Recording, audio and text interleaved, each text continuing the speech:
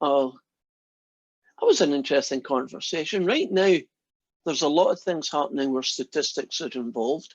And in a few weeks from now, aren't you going to be, well, you already are, inundated with predictions on who's going to win the next general election, the presidential election. But we're going to focus today on our new chapter. So we've got chapter 3 and 4. That's going to take place during weeks 3 and 4. It's kind of nice that the chapters match the weeks, right? 3 and 4. And we're going to look at in chapter 3 what's called measures of centre. There are 3 typical measures of what we call in statistics measure of centre. One of them is called the mean. The second one is called the mode. And the third one is called the median. Now, a measure of centre is just a single number that kind of is meant to try and represent the typical person in a whole group of data, right? So imagine you had a whole load of people and you wanted to know what's the typical age of an OC student, right? That would be a measure of the centre. Now, there are 3 guys. Oh, by the way, very often we use the word average instead of measure of centre. Now, there's a little bit of confusion here. The word average is what we mean when we say any of these 3. They're all averages, right? They're just different kinds. The one that you call the mean is very often the one that people call the average. So that's a bit annoying because they're using the word in the wrong place. The mean is where you add them up and then you divide by how many. The mode, well, that's the most common number.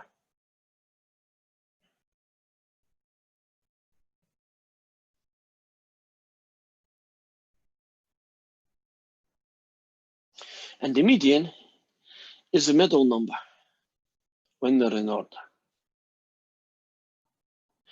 So let's look at some data and see how that works. So suppose I had some data and it was 3, 5, 5, 5, 7, 8, 1, 2, 1, 2, 3, 4, 5, 6, 7, 8, 9. That's when you say 18, 10, and 11. There we go. 2, 4, 6, 8, 10, 11. So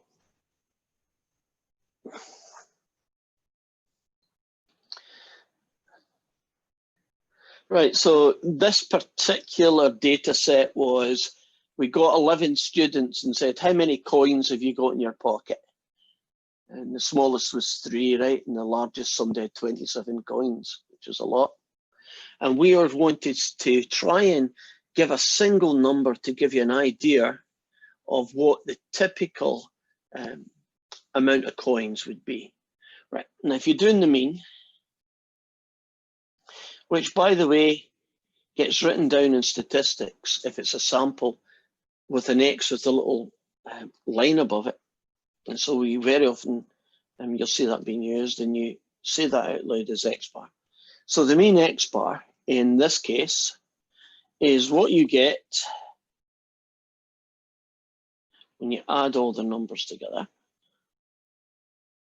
and you divide by how many. As long as the numbers are not too onerous, as long as there's not hundreds and hundreds of them, you can actually do that relatively quickly in your calculator.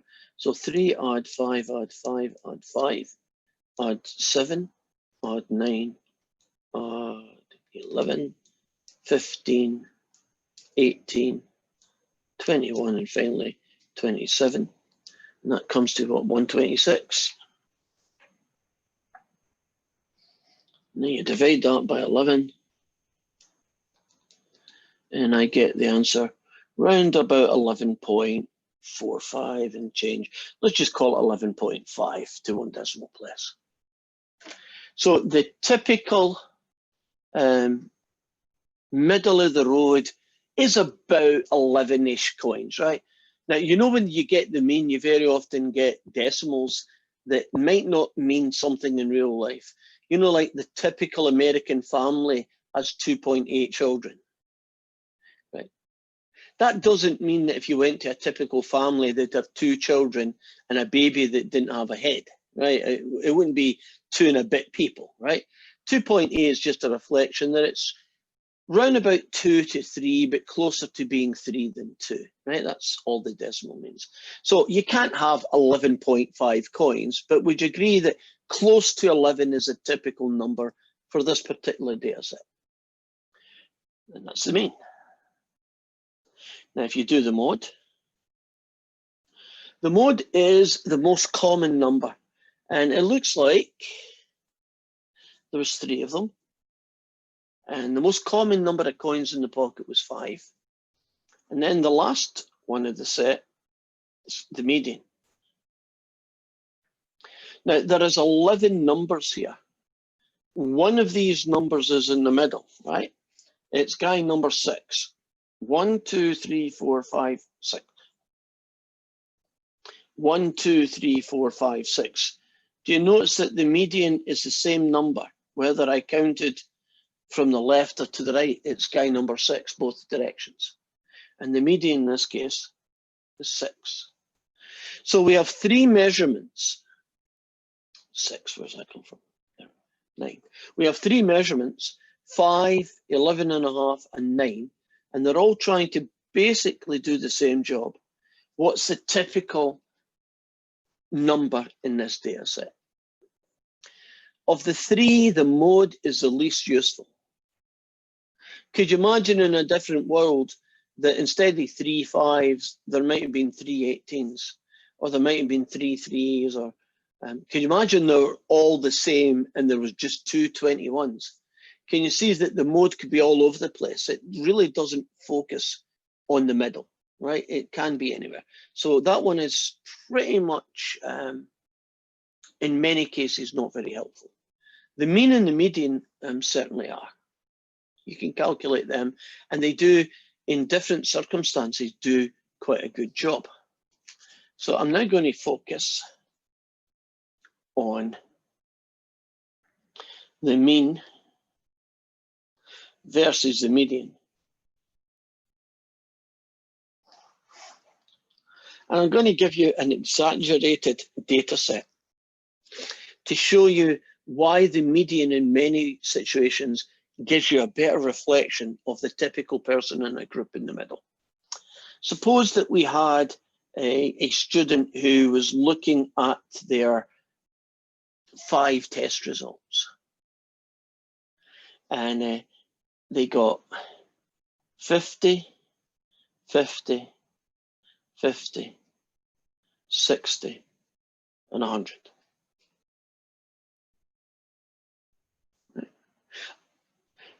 In this case, the mean would be, what would that be? 1, 160, 260, 310, divided by 5. And that would be 62. Now, if I put a little arrow roughly where 62 is,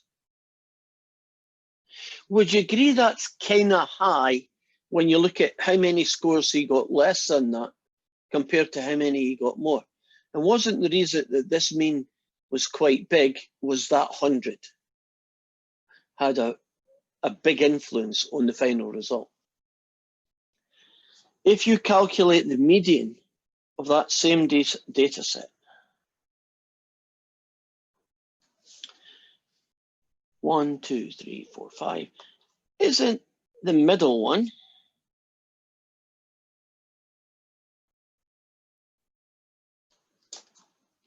$50?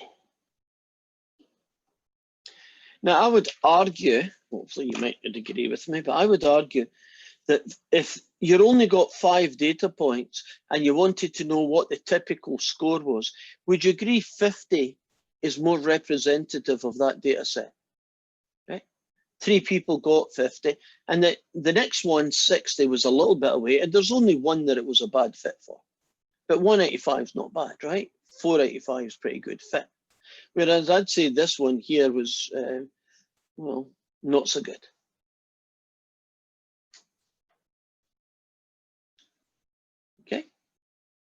Now I'm going to give you a even bigger version of that same issue, but even more exaggerated. Let's pretend that you were looking at a class and it was a very small class and Bill Gates was in it. And you were looking at how much money everybody was worth, right? And you found out that since the other people in the class were all students, they weren't worth much money. But this is the numbers that we came up with.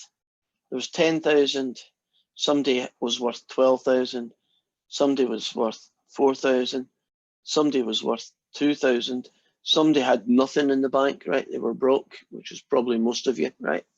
1, 2, 3, 4, 5. And then you have Bill Gates, who I'm going to say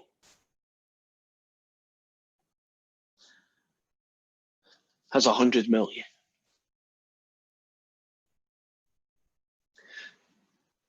If you calculate the mean of that data set, you're going to get 100 million and 38,000 divided by 6. 1,667,3,0,0.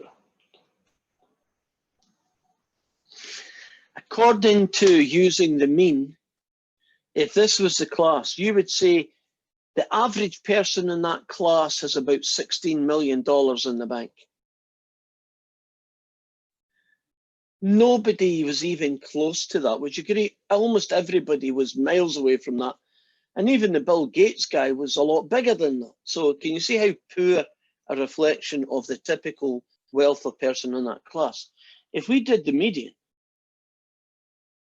which is the middle number in order, you've got 1, 2, 3, 1, 2, 3. Now there's a problem. Because there's only 6 numbers here, do you see that the median isn't one number, isn't it shared between 2? So what you must have a single number for the median. You can't say it's between this and that. You must give a one number. So how do you think we get round the issue of the median is, there are 2 numbers in the middle? How do we get the median from that? What would you do? Add them and divide them by 2. Does that seem reasonable? That's exactly what you do. Does that seem reasonable of what you do? And you get $11,000. Based on my small data sample, would you agree that $11,000 is much more realistic reflection of how much money people in this class have got? Definitely a better estimate than saying that they've got 16 million plus each. What this is telling us is that this number here, the Bill Gates number, is called an outlier. And outliers have a bad effect. An outlier will affect the mean in such a way as to make it a poor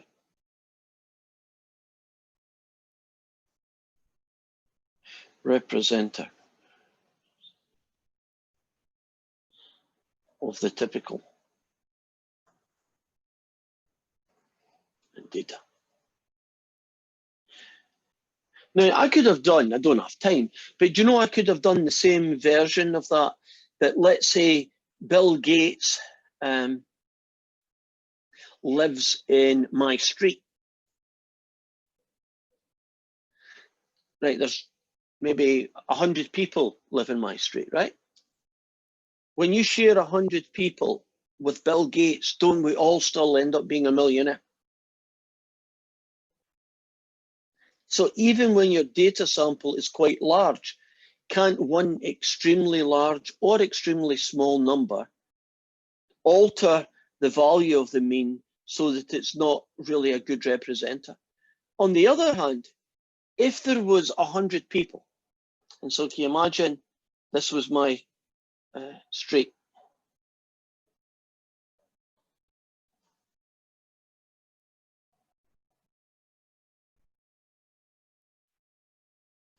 Wouldn't Bill Gates just be one number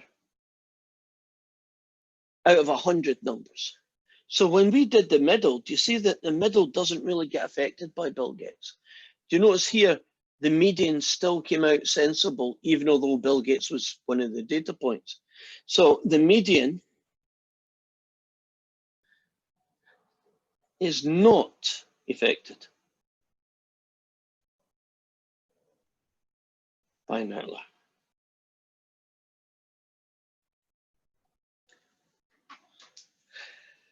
Well, suppose I've got a data set and I look at one of the numbers and I think, oh God, if I use him, I'm going to get a really bad value for the mean, right? A very unrepresentative version. Is there any practical strategies for how you might work around that problem of what am I going to do with this big number? Logan, did you say something?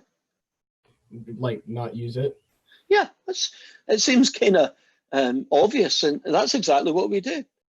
You just don't use it. So if you've got a really big number, an outlier, and you know that if you did use it, the answer you get would be useless. And by that I mean the answer to the mean would be useless, right? The median doesn't care, it'll be the same number pretty much with or without it. Then, and you still wanted to use the mean, then that would be a good workaround. You just basically don't use it. We have a formal way of eliminating bad guys like that from the mean. So I'm going to give you a small data set.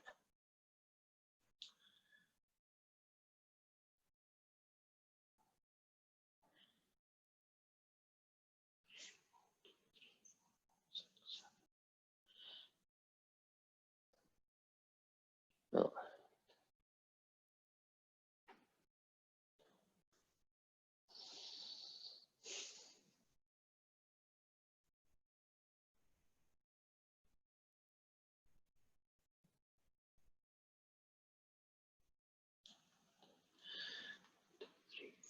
Six.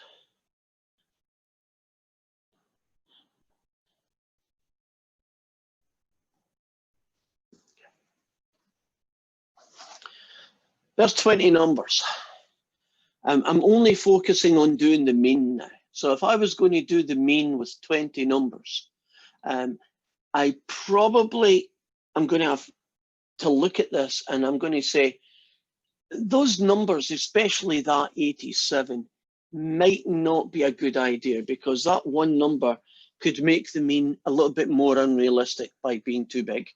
Or otherwise, you might say, well, that 5's a bit in the small side, they might do the same job. So you can do a thing called the 5% trim. Well, 5% of 20 numbers is 1. So you remove one number from the top and the bottom. So you go to this data and you kill those two guys off. And you calculate the mean with the 18 numbers that are left. And the answer you get then would be a fair representation of that data set. And this is one way of kind of formalizing the idea that, you know, who's to decide what's too big and who's to decide what's too small, right? You don't want that to be a judgment call. So if you use the 5% trim method, 5% of your data, whatever number that is, in this case it's 1, might be 2 numbers the next time. Take 2 numbers off the top, take 2 numbers off the bottom, and then work with what's left, and that very often will give you a good value for the mean, something that's a fair representation of that data. Any questions about that? Does that seem straightforward? Okay. Let's look at let's look at the median.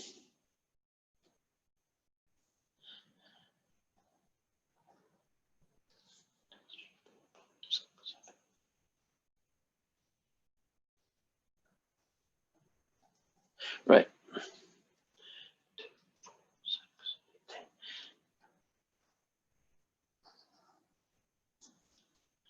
And I'll look at a different data set.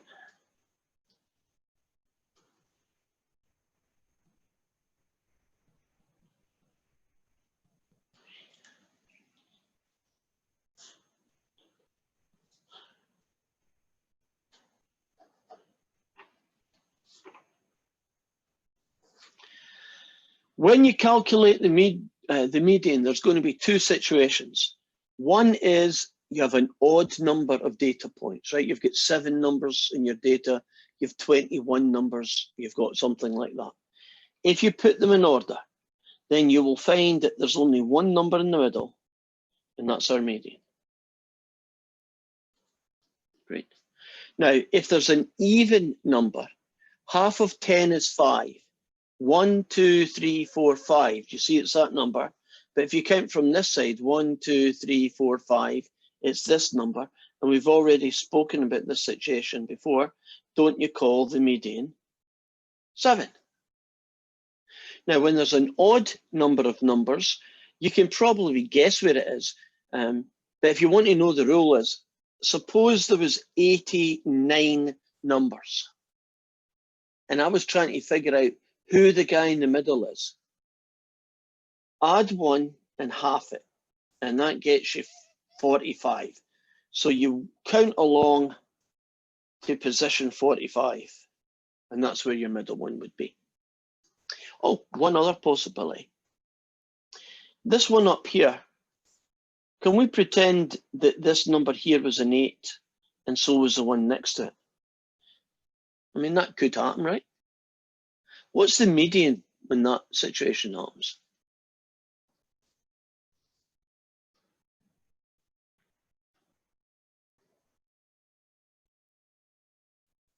The 2 numbers in the middle 8. are the same. Yeah.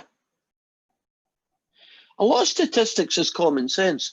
I mean, isn't it kind of common sense if there's a really big number that's screwing things up that you just ignore it? Right? That's the outlier rule. We just formalize it with a 5% trim, but it's the same basic index. If there's 2 guys in the middle and they're the same guy, well, it's pretty obvious the median, right, is that guy, whatever that number happens to be. Okay. No questions? Now, let's look at shapes of histograms.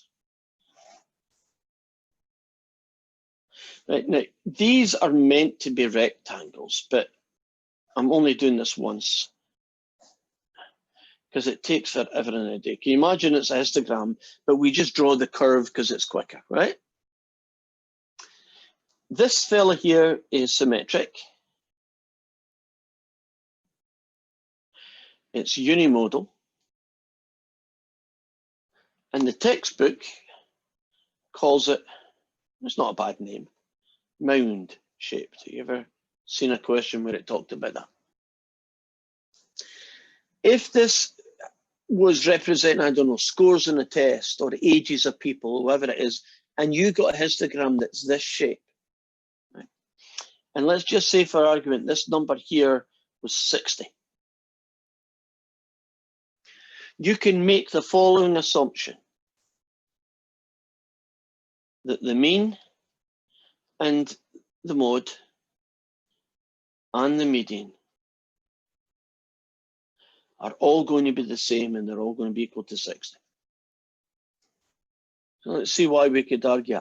Would you agree that the guy in the middle would probably be 60? So that's why the median is 60. Would you agree that there's just as many little numbers as there are big numbers, and they would probably cancel each other out, so the middle would still be 60? And would you agree that more people got 60 in the test than anything else, so that's why the mode would be 60? There are two other shapes which we're going to focus on. And this time we're only going to focus on the mean and the median. We're not going to go to the mode, they're not very helpful. Right. Does anybody remember what this shape of histogram data looks like? What it's called? This shape here.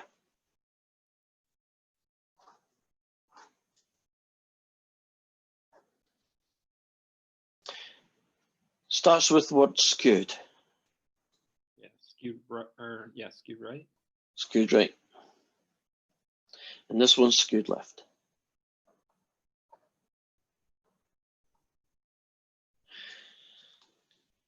In these two stories, I might not be able to tell you exactly what the median or the mode is, right? The median or the mean. But I can tell you at least there's a connection here. In this distribution where it's skewed to the right,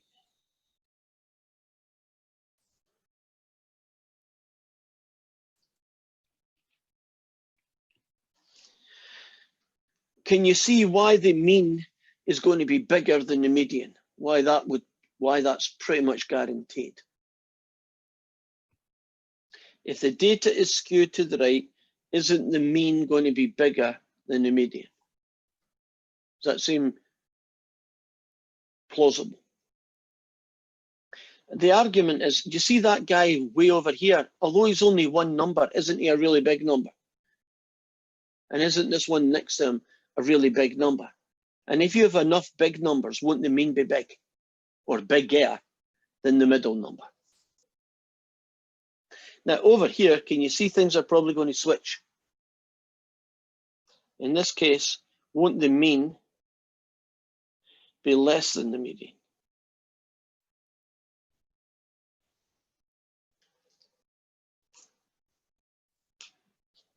Agreed? The same kind of argument over here works over here. So suppose I told you I had a unimodal data, because everything's unimodal. I have unimodal data, and I told you that the mean was 30 and the median was 50. And I only gave you three choices: symmetric or mound-shaped, as the book calls it, skewed right or skewed left. You're only allowed to pick one of those three. If that's all I tell you, it's unimodal, but the mean is 30 and the median is 50. What one of those three shapes is it most likely to be? Skewed left. And you're picking skewed left because the median The mean is is bigger. smaller. Or, sorry, Yeah. the mean is Yeah, smaller if you than the phrase it that way, yeah, agreed. So that would be a skewed left. Let's do an easy one next. The mean was 20 and the median was also 20.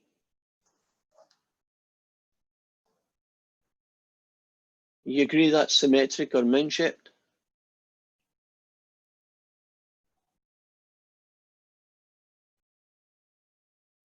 And then if I said to you that the mean was 80 and the median was 60, in that case there, wouldn't you say skewed right?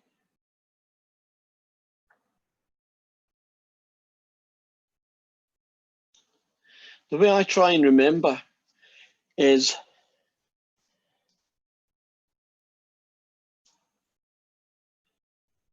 if the mean is big, it's skewed right. If the mean is small, it's skewed left. And if they're equal to each other, it's mound-shaped. So if the mean is bigger, skewed right. If the mean is smaller, skewed left.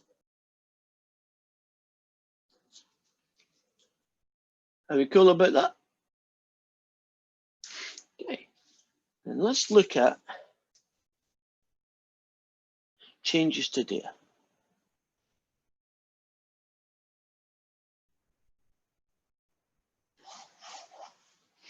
Okay, now I've got 5, 6, 8, 12, 19. Let's check that. 11, 30, 50. And in this case, the mean is 10 and the median is 8, right? You trust me? Hopefully I can count right. Suppose you take all these numbers and you add 7 to them. So the numbers will change. So that one, for instance, will become 12. Then this one will become 13.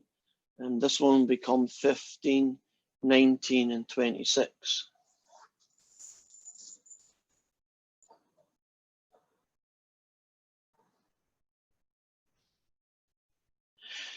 And that's the new mean and median. Do you notice that the mean is 7 more than it used to be, and the median is also 7 more than it used to be? And when you add 7 to a whole set of data points, does that seem a reasonable relationship? Now, I'm not going to do this one, but suppose I decided to add 100 to every single one of them. I do not need to do any calculations. I can tell you what the new mean and median is going to be. If you added 100 to these, wouldn't it be add 100 to that and add 100 to that? Does that make sense? So if you have a data set and you change it in some way, but the rule is you must change all the numbers the same way, right? You can't add 71 and 2 to the next. That, all bets are off if you did that. Excuse me.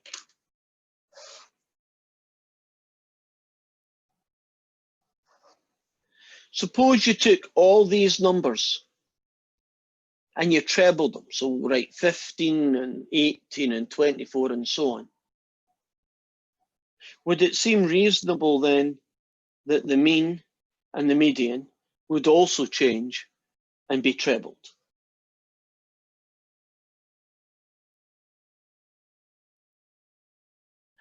So if you have a data set, right, a list of numbers that you're going to do something to, if you do the same thing to all the numbers, typically don't you do the same thing to the mean and the median?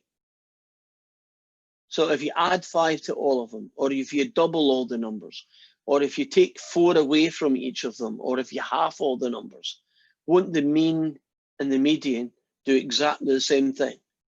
Which means that you don't need to recalculate anything. Can't you just take the answer to the original data and add 100 to it, or add 7, or treble it, or whatever the calculation happened to be? Does that seem reasonable to you? Cool. Right. I think it's time for us to look at some of the homework questions then.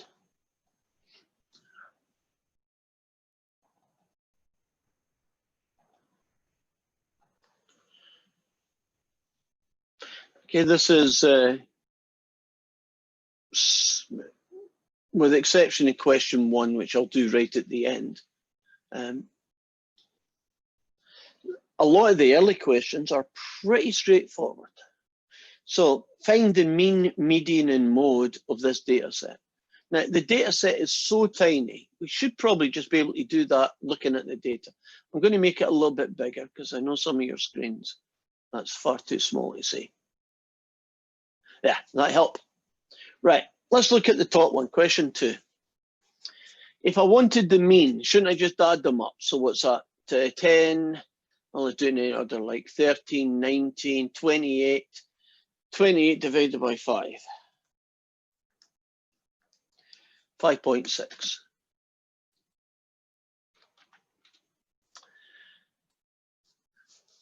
if I wanted to calculate the median of question 2, what should I really do with the data before I try and figure out who's in the middle? Because right now it's not ready.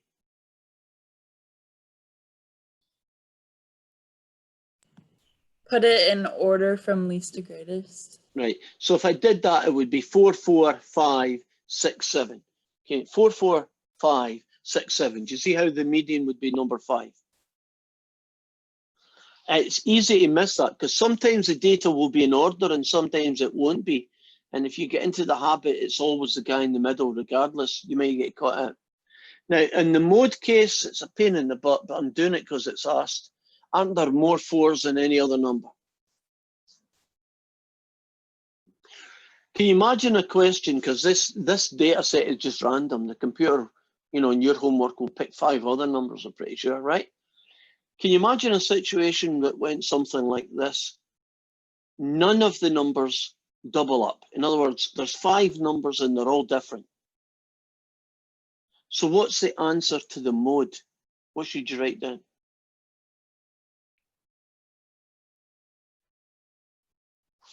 Zero? Well, 0's a number, and so I know why you're picking 0, like there's nothing there. But actually, instead of saying 0 meaning none, you say none. It doesn't have it. And I think you actually have to do it in capitals, just to keep website.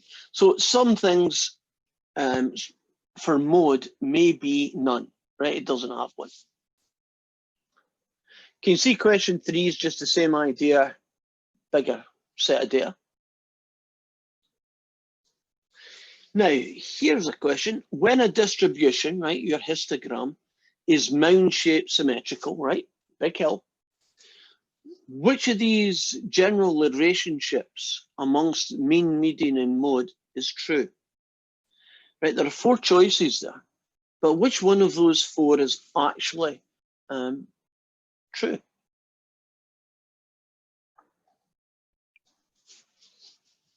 The third option?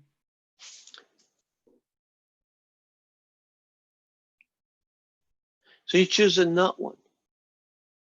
What about the 4th option, which is very similar? Well, the mode's only 2, so, well, I guess I don't know if there's 2 identical numbers, but they could be like 2 2s or 2 8s. Ah, okay. Well, in this, yeah, that makes sense to me now. Can you imagine it's a huge data set where there's thousands and thousands of numbers? And in that case, typically, the biggest number will be in the middle. There's more people in the middle. And remember that picture I drew earlier on today where there was a big hill in the center? That hill, the height is telling you there's a lot of numbers there, right? There's a lot of, 45s, whatever it is. So, yeah, it makes sense what you said, but this is the answer that I think they're looking for. Now, this next one is interpretation. Consider these 5 numbers, 2, 3, 4, 5, and 5. Can we get the mean, mode, and median? Sure can. The mode's 5. The data is in order, so that's a 4. And I could do it in my head, 10, 17, 19, 3.8. So five numbers in your data set, mean, mode, and median done. If these numbers represented the codes of t-shirts, which one of these is the most sensible to use? Well, what they're saying is 2 is it's a yellow, 3 it's a blue, 4 it's green, and 5 it's purple, right? There's a coding system where you use a number. In this case, the only one that actually is sensible would be which one? I see some mouths moving. I hope you're saying mode. You agree? Right. The only one that makes sense here is which color was the most popular. That's what the mode does. So there we go. If the numbers represent one-way mileages for trails to different lakes. So you can imagine that this data just represented you know, that lake's 5 mile away, this one's 7 mile away, and so on, right? Wouldn't it make sense that the mean and median were probably more useful? On average, you're going to walk 5 mile to the nearest lake, roughly. And then you have one, I won't do all of them, it looks like that. Right, here's a guy that, has anybody used the salt button yet? It's kind of cool because it does a lot of things for you really quickly. And in a few minutes, you're going to see it do a lot of stuff for you that would take you forever if you did it by hand. Now, in this problem, here are some data sets. Compute the mode, the median, and the mean. Well, the mode I can tell you right now, because you can eyeball the mode, would you agree there's a lot of force? Now, if you hit use salt, I'll bring this over, hopefully you should see it. You're now looking at a blue salt page. Right. Now, hit descriptive statistics, and down here it gives you a list of things that you can actually get, but the only ones I'm interested in, right, are the mean, and right now, the median.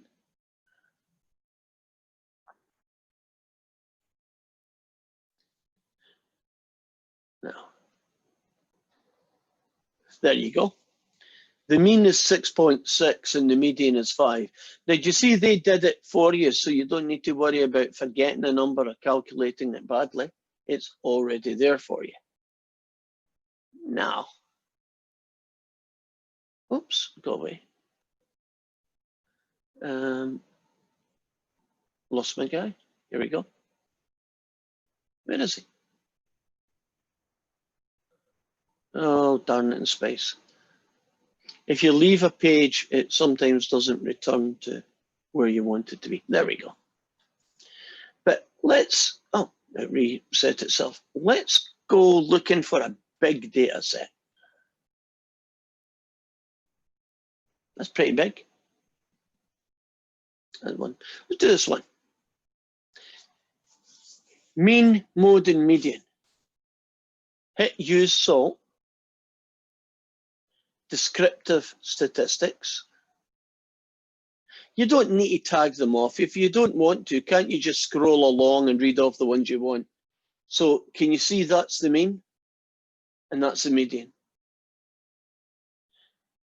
Right, that's going to save you a whole load of grief because it means that you can get the answer to whatever it is you're trying to find without having to, you know, do really huge calculations.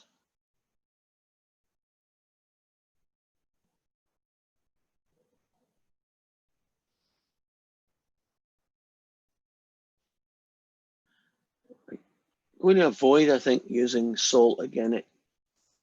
It's a little bit awkward to get back into our data because of that.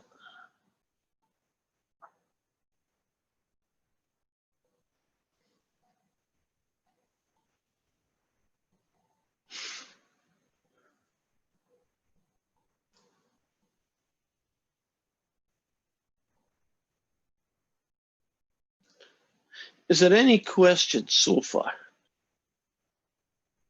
This all seem kind of straightforward, right? Okay. All right, let me show you a couple more questions and then I'll talk about weighted means.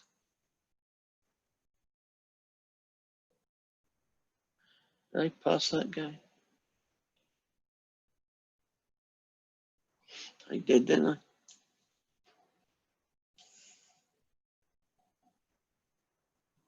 There we are. Suppose you take this data set here, 6, 6, 7, 10, and 14, right? Can you imagine that we calculated the mean, mode, and median any way we like? Let's just tell you what the median is at 7. Add 3 to each of these numbers. Can't you just immediately say that's going to be 10? Compare the A to B. What is the general truth? Adding the same constant results in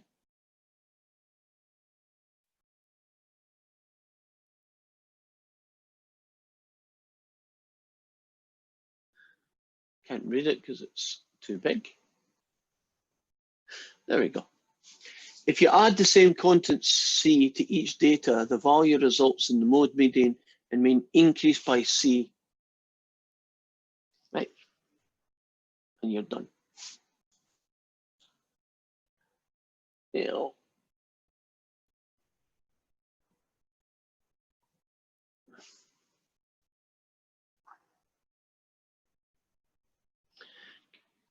Right, here's a puzzle question. Consider a data set with 15 numbers in it, and its mean is A and its median is B. If the highest number, right, whatever the biggest number in that list was increased, what would be the effect on the median and the mean, and explain, right? So if you took the biggest number, but you increased it, right? So it used to be 20 and now you've made it 20 million, right? Just be silly, right? 20 became 20 million. The mean would remain the same, but the median would increase? Nope. Both would increase? Nope. They would stay the same? Nope. Wouldn't that be the effect? That the mean would increase, but the median would remain the same. If you just take one number at the end and make it really big, isn't the middle number still the same guy? The median stays put. And there are a couple other examples of that.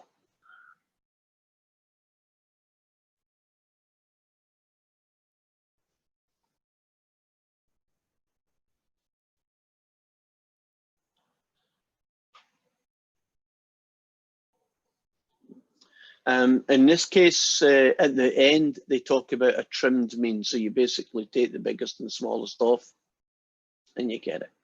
Okay, so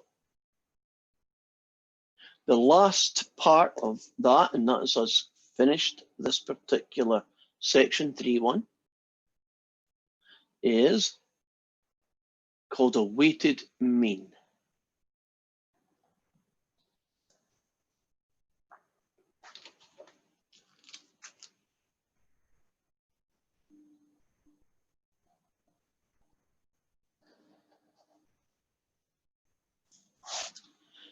Okay.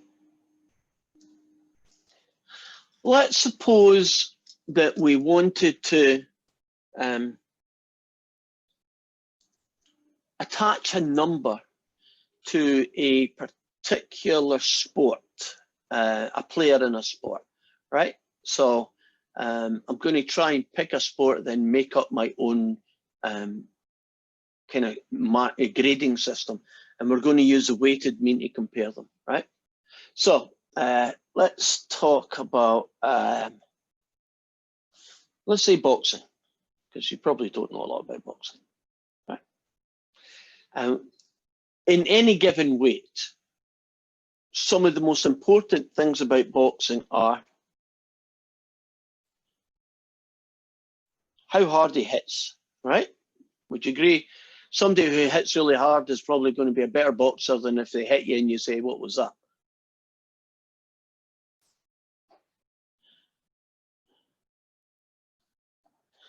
How fast the boxer is, right? Would you agree if you're fast, you can move around the ring quickly, you're probably a better boxer, right? And the third one I'm going to put is, and I'm just going to call it how clever a boxer you are. You know, there are some boxers that basically just stand in the middle, shut their eyes and swing. And then there's clever boxers who duck in and out and then they wait for a chance and then they land one on them, right? So we are going to put these three things, and you imagine that you're a guy that's interested in being the manager of a boxer. So he wants to pick a really good one. And you've got a scale of 1 to 10. And 10 is really good. And 1 means you're really bad. Now, each one of these is important, but sometimes one of them or more than one can be more important than the others.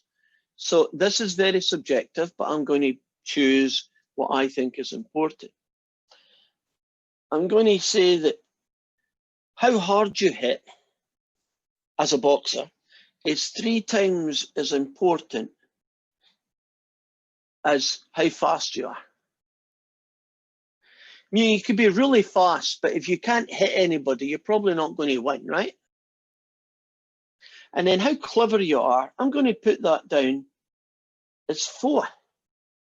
So my weighting is, being a clever boxer is the most important thing. Being fast is important, but not as that. And how hard you hit is that. And then you just have 2 boxers. I'm going to call them Boxer A and Boxer B. And you give them a score. And you do that by, I guess, watching their fights, right? So Boxer A. Boxer A has a hit on him that would knock you flat. He's a 9. He's really good at hitting.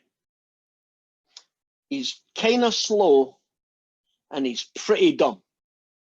So can you imagine that's the kind of boxer that would stand in the middle of the ring and keep swinging at you and hoping if he hits you once, that's enough, the fight's over. Right? So that would be one kind of boxer. And let's look at boxer number 2. Well, boxer number 2 isn't as hard a hitter. He's a kind of middle of the road hitter. He is really fast and he's really clever.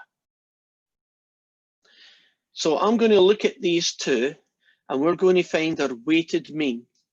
And that might help us decide which of these 2 boxers is the best. So this is how you do the weighted mean. Number 1 is 3, so it's 3 times 9. Number 2, it's only 1, so you get 1 times 2. And how clever you are is 4 times the score. So these numbers are always fixed, 3, 1, and 4. The second number is the score you gave that guy. And you take that whole thing and you divide it by the total of these, which in this case is 8. So I'm going to take this guy and it's going to be 27, add 2, add 4. And that gets you 33 out of 8. And that's a 4.1 roughly. See what the second boxer looks like. His weighted mean. Well, it's 3 times 6. 1 times 8. And 4 times 8. All divided by 8. See what that guy looks like. 18, add 8, add 32. Divided by 8. And he's a 7.2.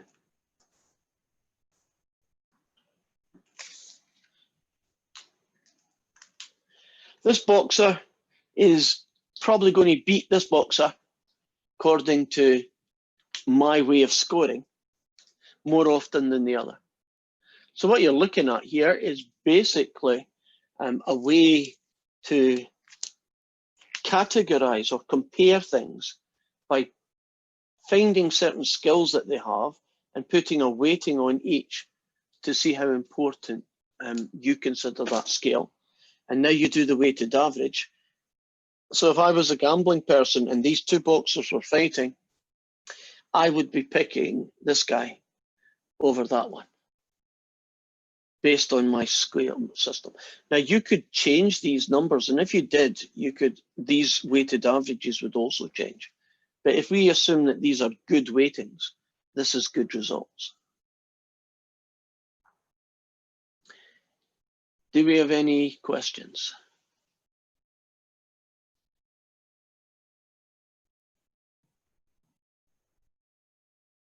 Are we good? I feel like I'm in an empty room. Is someone still alive? We're good. Oh, good. I guess you're not that interested in boxing, but it was a choice, right? It was a choice. So I was actually quite interested. Okay.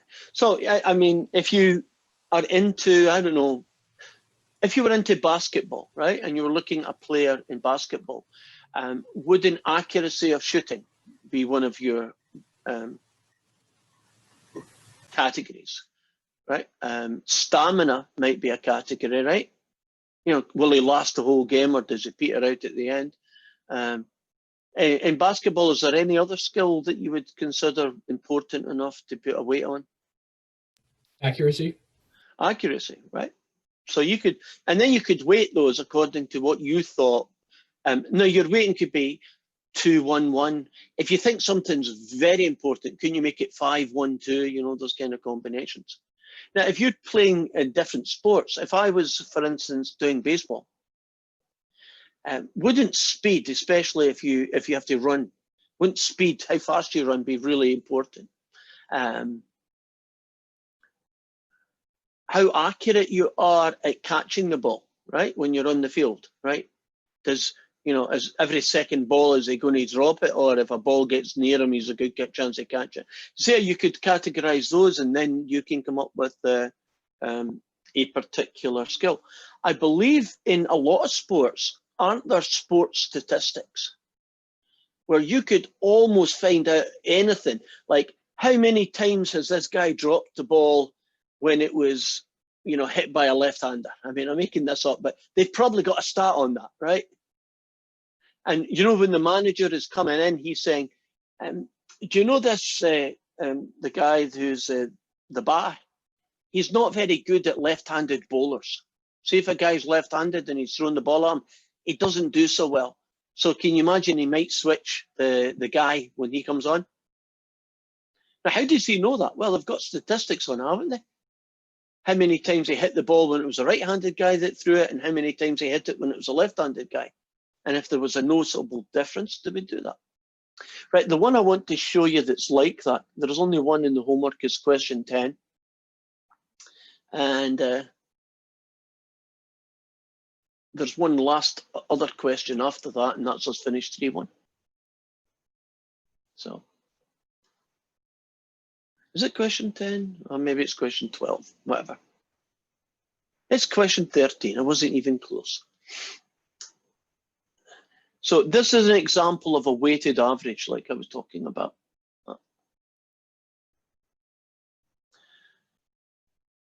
Now, it's nothing to do with sports, but it's got the same thing. At a general hospital, now, as I'm reading this out, I'm going to be writing down the details and then you'll see it. Nurses are given a performance evaluation to determine their eligibility for merit pay rises. And the supervisor rates the nurses on a scale of 1 to 10, 1 horrible, 10 great, for several activities: promptness, record keeping, appearance, and bedside manner. And then the average is determined by giving a weight. So the weighting is 1 for promptness.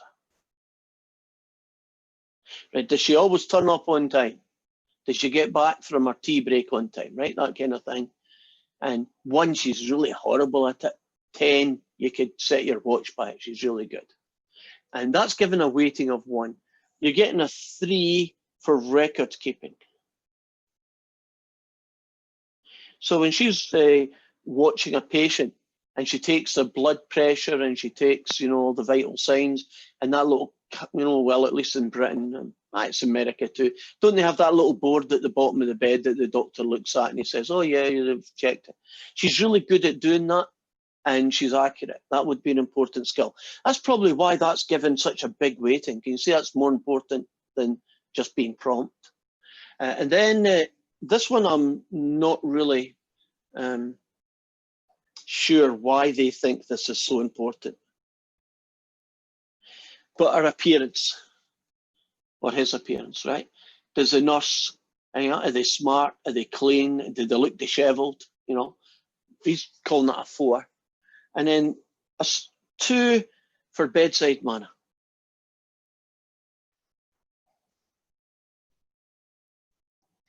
And I'm going to switch over now that I've got all that written down, and I'm going to make up 2 fictitious nurses. And we're going to see which one gets promoted and which one doesn't, right? So, Nurse A Nurse B. And we'll make them quite different kind of nurses, right? And let's see what we can get. Nurse A. Pretty good at coming in time, right? Scale of 1 to 10, 7's pretty good. Record keeping, so-so. Immaculate, virtually perfect in appearance. Horrible bedside manner. So this is Nurse A. Some good, some bad, some average, right? Nurse B, really accurate. Great bedside manner. Never turns up on time and looks like they've been dragged through a hedge backwards.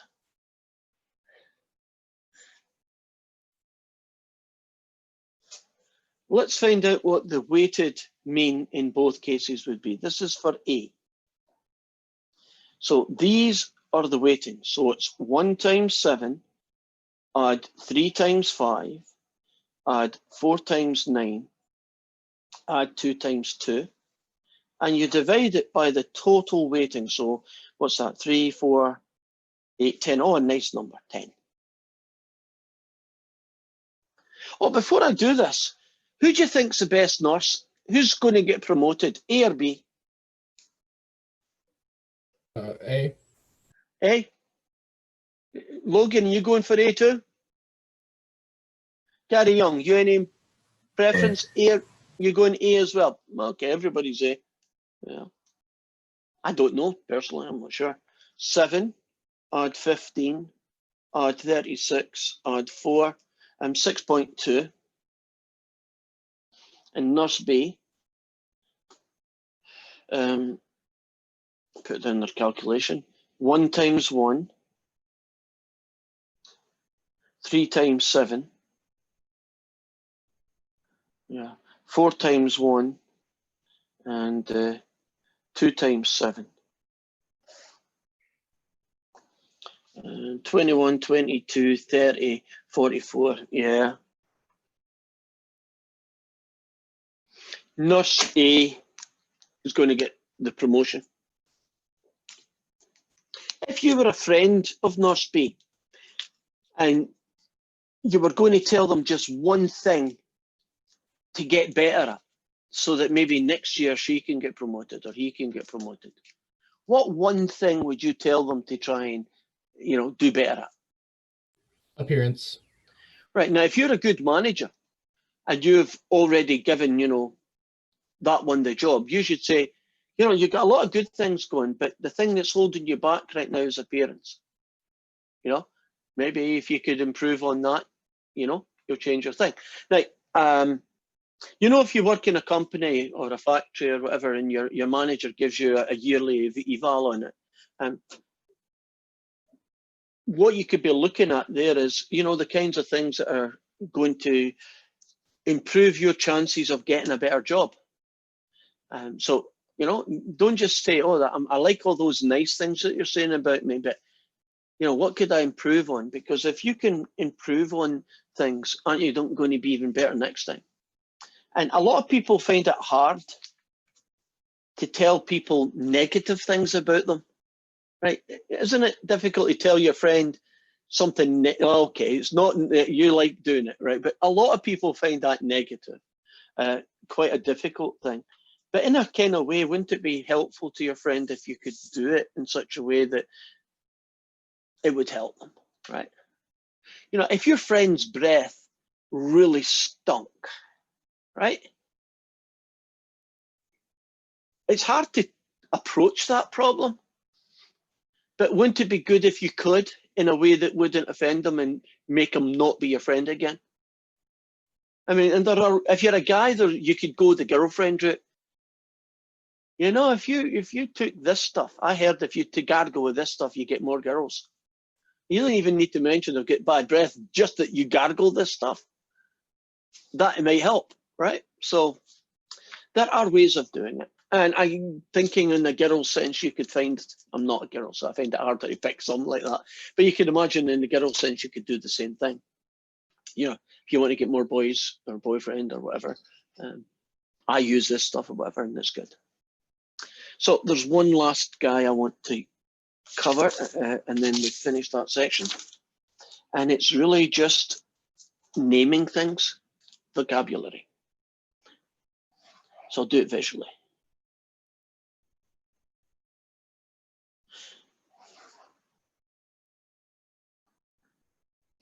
There are two main sources of data. You either ask everybody, and when you do that, if you ask every single person in the population, that's called a census. And then there's a sample when you ask a few people.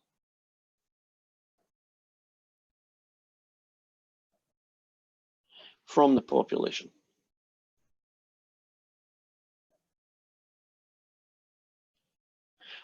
Yeah. When you take the sample, you've got a guy called the mean. That is called a statistic. So is the median. And while I'm at it, here's a new name for the median. It's called Q2. So if you ever see in a textbook Q2 is 10, they're just saying the median is 10. And I'll not even do the mod. Nobody cares about the mod. These are called statistics. And a statistics is a number, single number, that is a property of this, of the sample. So if you took a sample and you found the largest number in that sample, the largest number is an example of a statistic. If you found the mean or the mode or the median, those are other examples of statistics, right? A single number that is some property of the sample. And they're called statistics. When you do a population, they are called parameters. Now, in a population, you can find the mean as well, but it's not called X bar. It's called that funny little Greek letter. Anybody ever seen that funny little Greek letter? It sounds like, I think it sounds like a cow, because it's mu. That's what it's called. That letter is talking about a population mean. So if I got a question and they said mu was 20 and X bar was 15, even if that's all I was told, wouldn't I be able to say the mean of the population is 20, but the sample's mean was only 15? Do you see how the symbol allows me to know what kind of data you are getting? And when it's from a population, we call it a parameter. So a parameter is a number that is a property of the population. So over here, parameter is a number that is the property of the population. So you see there's a kind of one-for-one thing going on. In a sample, it's called a statistic. In a population, it's called a parameter. And every single one of the statistics that a sample has got, the population has the same thing that is a parameter. For instance, see if you're doing ages. Isn't the oldest person in America a population parameter? Isn't the oldest person in your sample a statistic?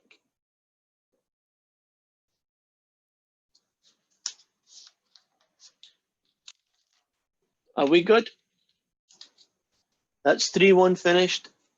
Last chance, any questions? Okay, hopefully I've given you enough to cover 3-1. I want to do an intro to 3-2, probably finish a little bit earlier today.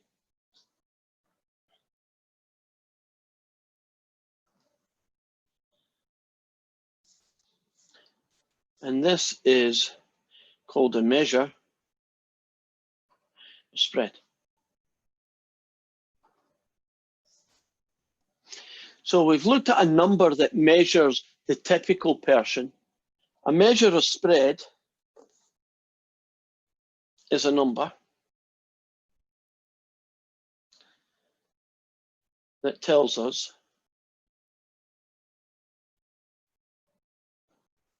how spread out the data is.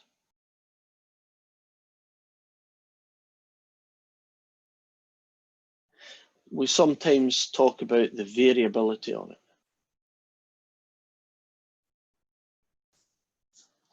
So a measure of spread is a number that tells you how spread out your data is. And there are three of these guys. One of them is called the range. One of them, in no particular order, is called the interquartile range.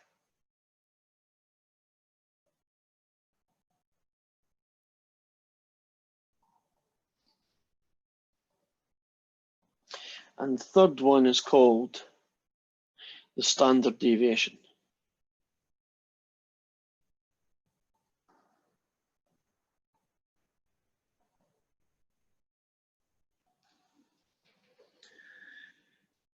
Now, these, with the exception of the range, these other two are quite difficult to do by hand.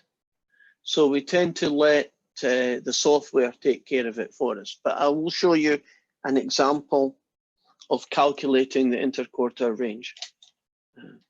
And I'm going to do it by having a little story about, I don't watch basketball. Either anybody here watch basketball?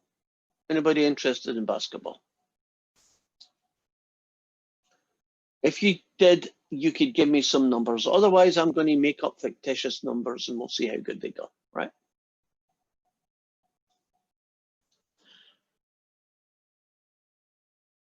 I'm going to have two players playing the same team.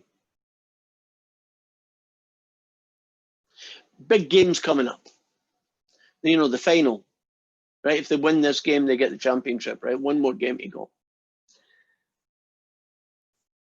Player A has a mean and an interquartile range. We haven't got it yet. Player B is going to have a mean and an interquartile range. Again, we haven't figured out how to do that yet, but I will show you. And I need some data here.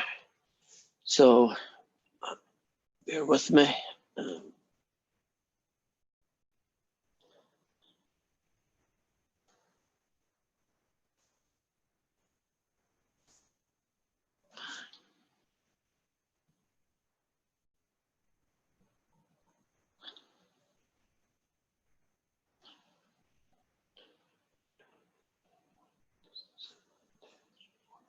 Perfect. Right. This is how many points that player has scored in the last 7 games against this particular team. The mean of all these numbers is 10. This is player B.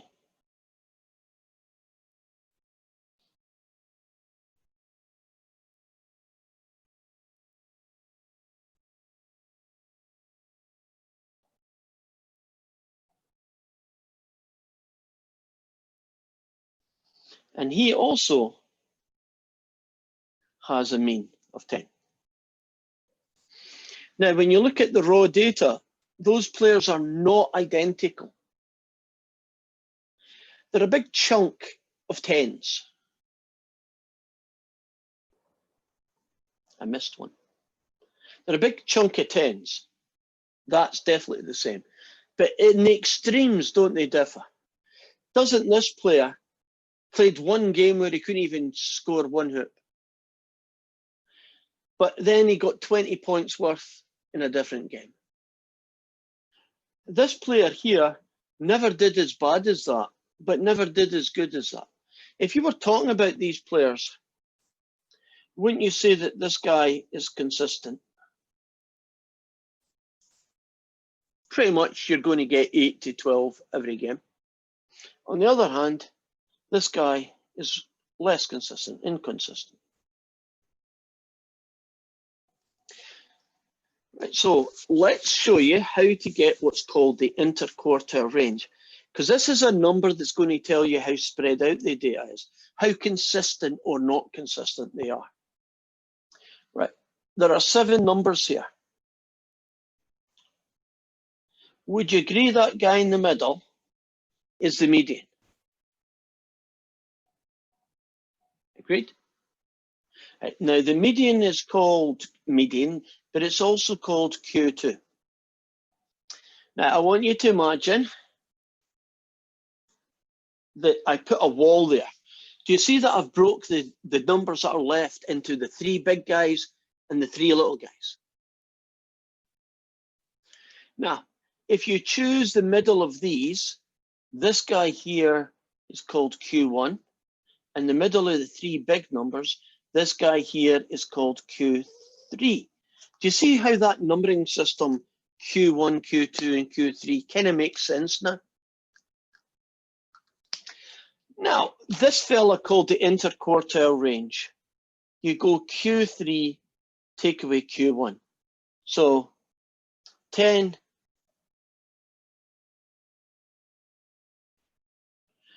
darn it in space. I'll still do it.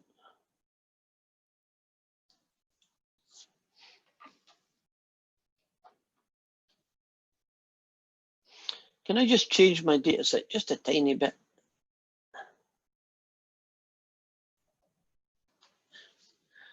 Same mean, right? Same, that's fine. Now, in this case here,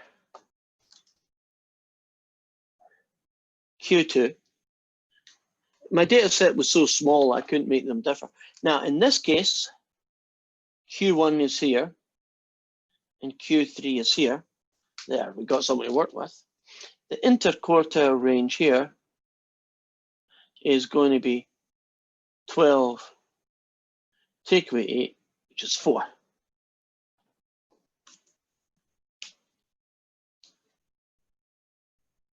Didn't actually help much, but at least it's there. So we have 2 players, one's consistent, one's inconsistent. If you were a manager and you were playing your final game, right?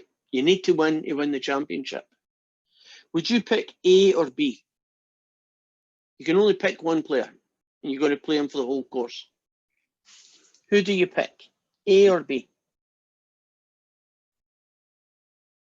B. Okay, tell me why. I'm not saying it's right or wrong, I just need to know why. Because he's more consistent and you know he's going to produce. Yeah, so if you play him, you're going to get 10 points, give or take 2, right? If you play this guy, couldn't you get 10 points, but you might get 20, you might get nothing, right? So if you're playing the averages, wouldn't player B be Mr. Consistent and you like consistency? Right. Let's change the story. The team you're playing against, you very rarely ever beat, right? They just win more than you do when you play them. If you play Mr. Consistent, you'll probably get beat, won't you? If you play this guy, you'll probably get really badly beat, like 10 more points than normal. But couldn't you end up winning the game if he plays out of his skin? That one game in 7 that he plays. So your decision about which player kind of depends on risk, isn't it? If I'm playing a team that I know I can beat most of the time, I'm playing Mr. Consistent, aren't you? You're not going to take a risk. But if you're playing a team that's typically much better than you, might you throw in a couple of new guys who might play out of their skin because they're really inconsistent, but when they have a good game, they have a really good game, and they might win the game for you. I think that's a kind of... Is this like how you calculate risk management? Is that kind of like what you're talking about? Well, risk management is based on that. What you do is you say, okay, if I do a particular strategy, what percentage of the time will I get a successful outcome? So that could simply be my company makes money and I don't go bankrupt, right? And what percentage of the time does my company go belly down, right? If you're doing companies. And so you put a percentage on success and a percentage on failure. And then you also incorporate, well, how much money do I make when I win? And how much money do I lose when I lose? And because that can influence your decision. A lot of companies that go bankrupt or go bust don't necessarily go bust because they make bad products, although that'll definitely make you go bust in the long run. Do you know, a lot of them go bust by simply overextending their ability. In other words, if you're making a gizmo that's really popular, isn't the first thought in the company is, hey, we need to double production. We can sell these guys like now to Tuesday. Well, if you want to double your production, doesn't that probably mean you have to get a new factory that's going to cost you a lot of money? And then you have to train and hire people, which costs you a lot of money. And none of that will produce any money until the factory is actually up and running and making stuff. And if you overextend yourself, can't you go bankrupt because you don't have enough money to keep the good side of the company still running because you've borrowed so much against the other side? You know, it's cash flow. It'll kill you every time. The companies that tend to survive more for longer terms tend to not grow too quickly or, you know, risk everything on, you know, imagine Pepsi Cola decided they were going to spend a lot of money making a new drink made out of bananas, right? Pepsi banana. And it died a death, but couldn't you lose hundreds of millions because you set up your company to make this and then nobody likes it? That'd be a danger move. Big companies have a bigger advantage than small companies because big companies have a large capital. They can go to a bank and borrow 200 million if you're really big. Couldn't Microsoft go to a bank right now and say, I need 200 million? And they'll look at Microsoft and say, yeah, the money you make, not a problem. If you're a small company and you're trying to go off, try to go to your bank and borrow 2 million, see how that works. You know, and if you need 3 and 2 isn't enough, don't you end up going bankrupt? You try to grow too quick when you don't have the money to sustain the costs. And we have drifted, but I guess some of you are into business, aren't you? Yeah. So, cool thing, Thank you you so know? much for your going. Not a problem. I think this is probably a good time for us to finish because the next stuff is going to be standard deviation, which is a real pain in the butt to do. And I want to do it when we both get fresh brains. And I'll see you on Thursday when we'll finish off 3-2 and 3-3. Okay. Okay. Bye-bye, everyone. I'll see you